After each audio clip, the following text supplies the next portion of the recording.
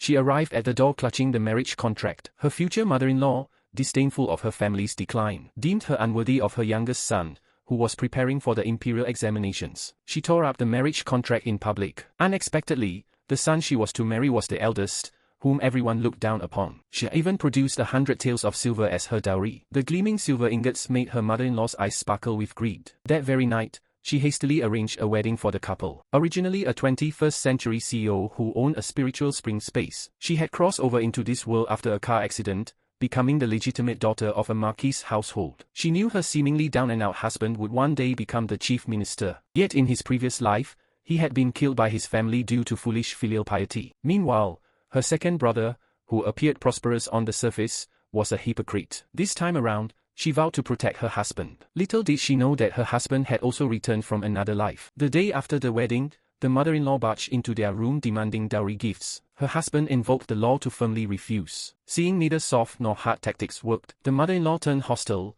threatening to accuse them of filial disobedience and ruin his imperial examination prospects. These words stirred her husband's painful memories from his past life. The woman immediately pulled out her hairpin and pointed it at her mother-in-law, terrifying the woman into fleeing in panic. She gave her husband silver coins to buy medicinal herbs as a cover-up, but her true intent was to cure his chronic ailment with sacred spring water. She even teased him about his poor performance last night. The greedy mother-in-law remained undeterred. She sent the bride to gather herbs on the mountain, while sneaking into the room to search for the dowry. Finding nothing on the mountain, the bride used the sacred spring water to cultivate ordinary lingzi into rare treasures. When someone blocked her path demanding payment, she slapped them across the face. Returning home to find handprints on the pillow, she deliberately ransacked the room to stage a burglary. Crying, she summoned neighbors. Holding up the pillow, she compared it to her mother-in-law's print. The perfect match stunned everyone. She produced an empty money pouch, accusing her mother-in-law of trespassing and coveting the 100 taels meant for medicine. Her second brother rushed back to defend his mother, even falsely accusing her of hiding silver. She calmly proposed that she and her mother-in-law be searched together, a suggestion that instantly flustered her mother-in-law into refusal, revealing countless inconsistencies.